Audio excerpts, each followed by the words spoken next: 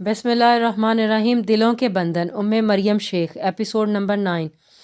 Arvish office से निकल आई थी। लिफ्ट से बाहर निकलने तक वो खुद को संभाल चुकी थी। मीर सबुक्तगीन के लहजे और तर्ज तखातुब ने इसे बहुत ज़्यादा हर्ट किया था। इसे मीर सबुक्तगीन से इस रवैये और इतनी बदगुमानी की उम्मीद हरगिज़ नहीं थी। बिल्डिंग से बाहर निकलने के बाद वो कैब के इंतज़ार में खड़ी थी जब महबाद ने अपनी कल्टस इसके पास लाकर रोक दी, जो सुबह से अरवेश के पीछे था और इसके इंतज़ार में ऑफिस से कुछ फासले पर गाड़ी पार्क किए हुए खड़ा रहा था। अरवेश, आपकी अम्मी की तबीयत अचानक ख़राब हो गई है। मैं इनको हॉस्पिटल में एडमिट करवा कर आया हूँ।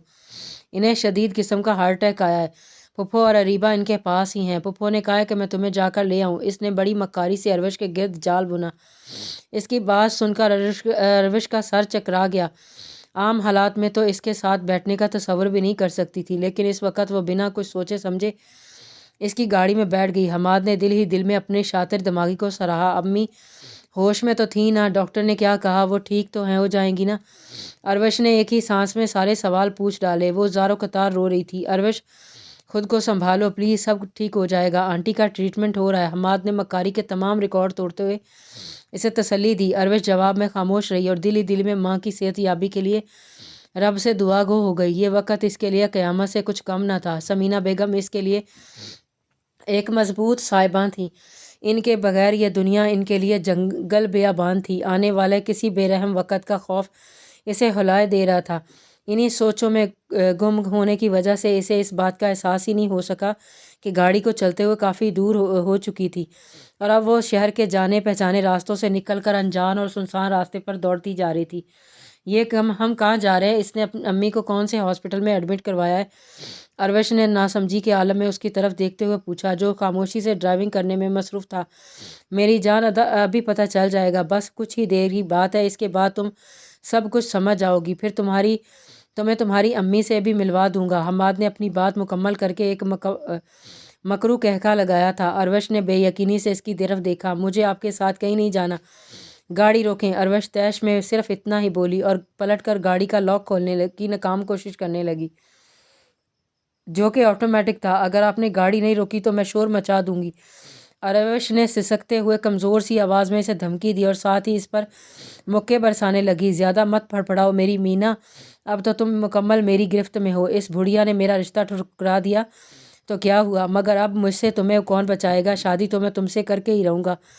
बहुत रंगरलियाँ मना ली तुमने इस फरंगी लंदन पलट के साथ। मीर सबुक्तगीन, आज ऐसे पर काटूंगा कि याद रखोगी। हमाद ने उसकी कलाई पूरी ताकत से दबोच कर कमीनगी से कहा।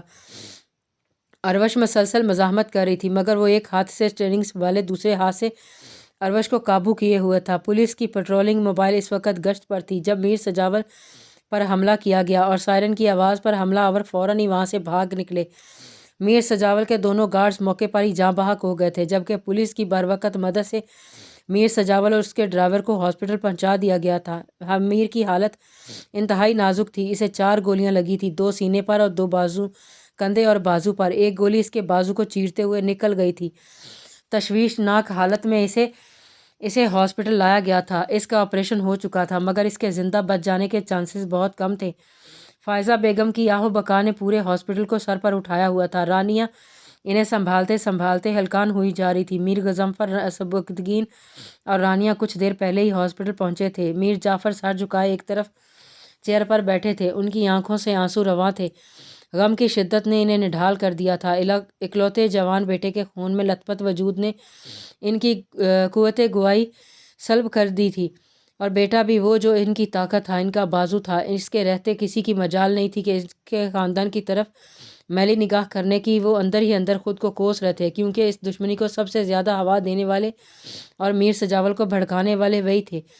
वो मीर को भड़का कर शराजियों पर हमेशा हावी रखना चाहते थे, मगर लेकिन ये नहीं जानते थे कि माजी की तरह इस बार भी नुकसान सबसे ज़्यादा इन्हीं का होगा। आज इनका इकलौता बेटा ज़िंदगी और मौत की कशमकश में था। इसके ज़िम्मेदार भी वही थे।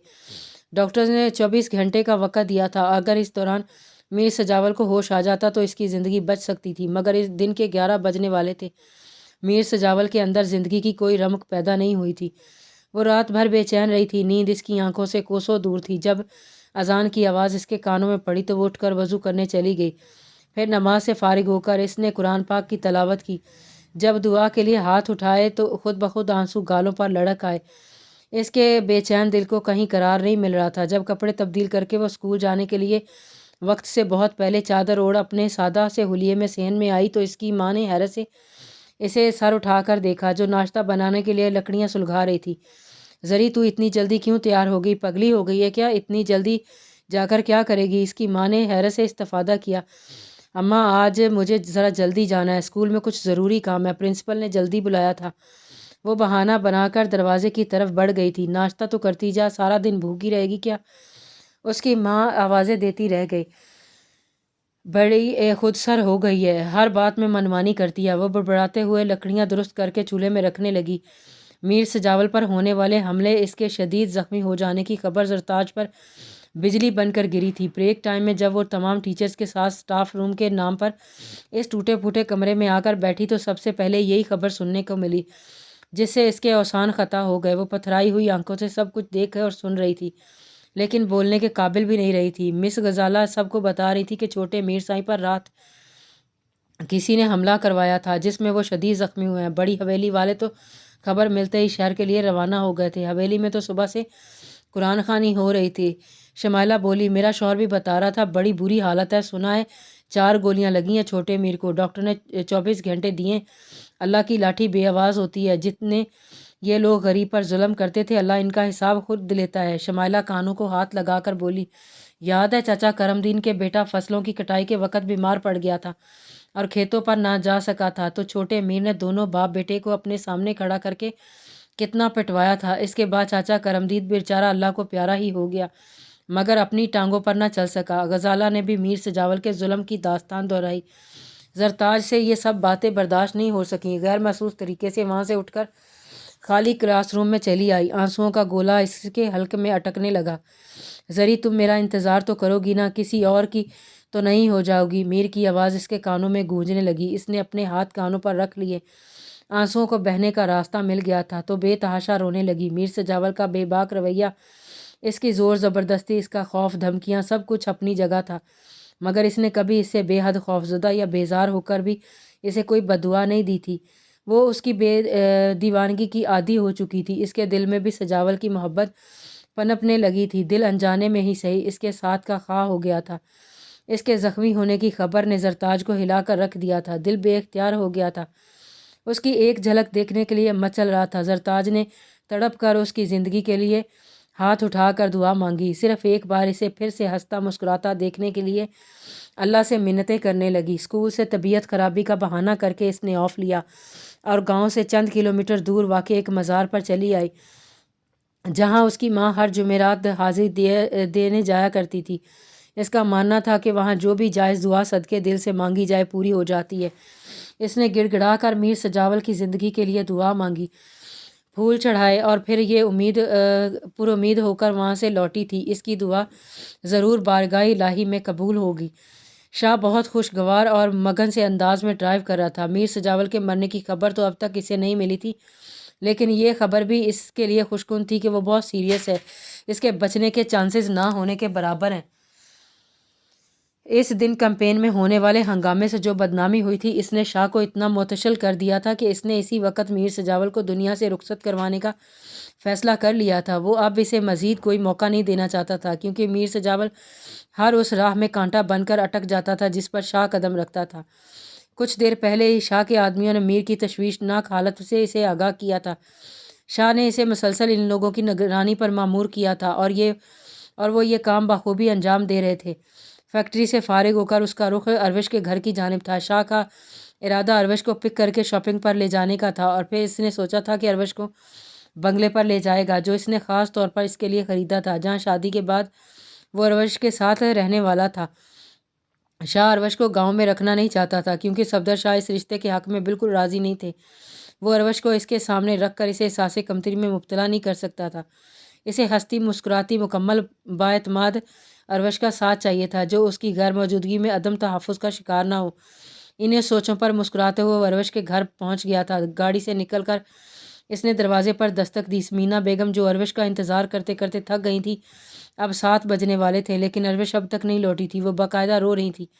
اس طرح بنا بتائے اس نے کبھی اتنی دیر نہیں کی تھی۔ انہوں نے سوچا अरीबा के घर जाकर इससे अरवश के मोबाइल पर कॉल करवाएं। आयान भी अभी तक ट्यूशन में ही मौजूद था।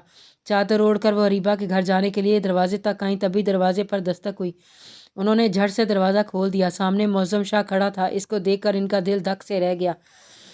शाह सलाम करके अंदर चला आया था। समीना ने कमज़ोर सी आवाज़ में इसके सलाम का जवाब दिया।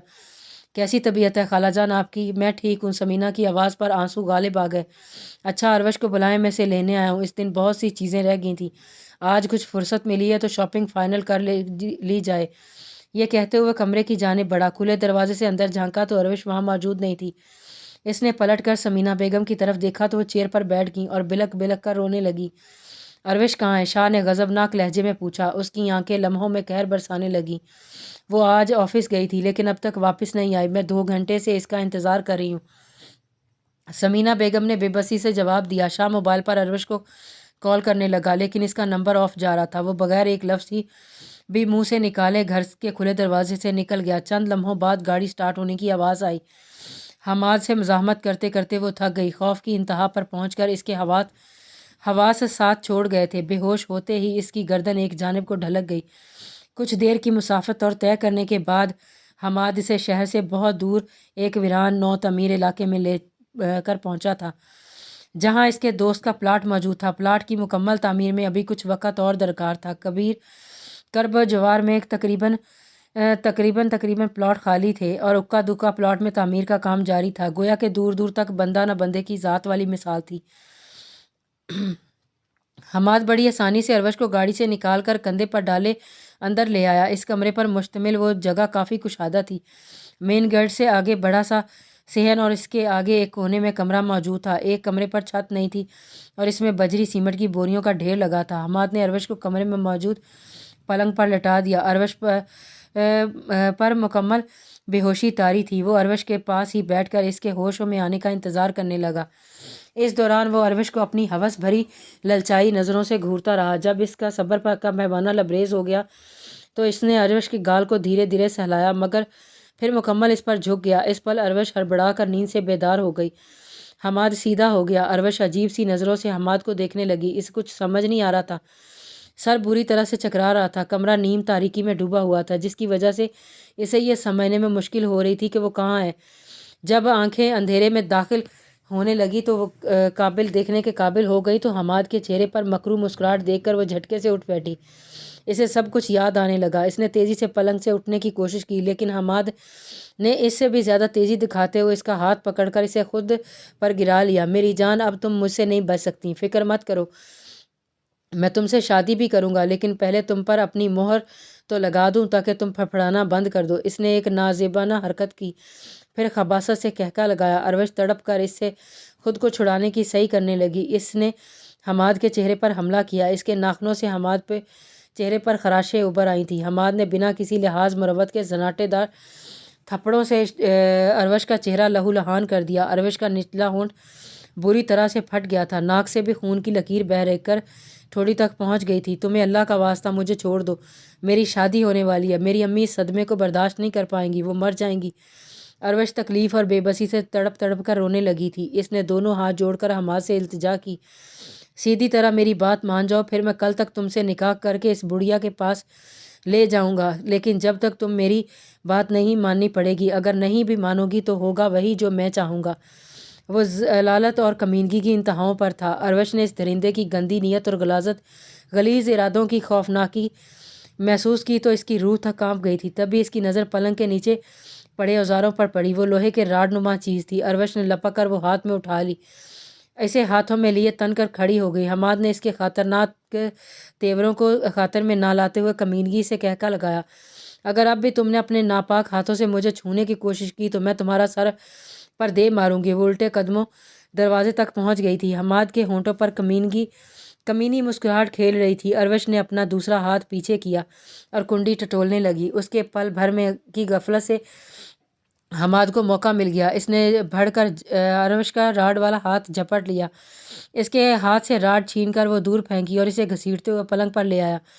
अरवश ने ऊंची आवाज़ में चलाना शुरू कर दिया, मगर हमाद जानवरों की तरह इस पर पल पड़ा। अरवश भरपूर मज़ाहमत कर रही थी। इसके कपड़े जगह जगह से फटने लगे। इसने शिद्दत से किसी के वहाँ आ जाने और अपने मर जाने की दुआ की کنٹینیو جاری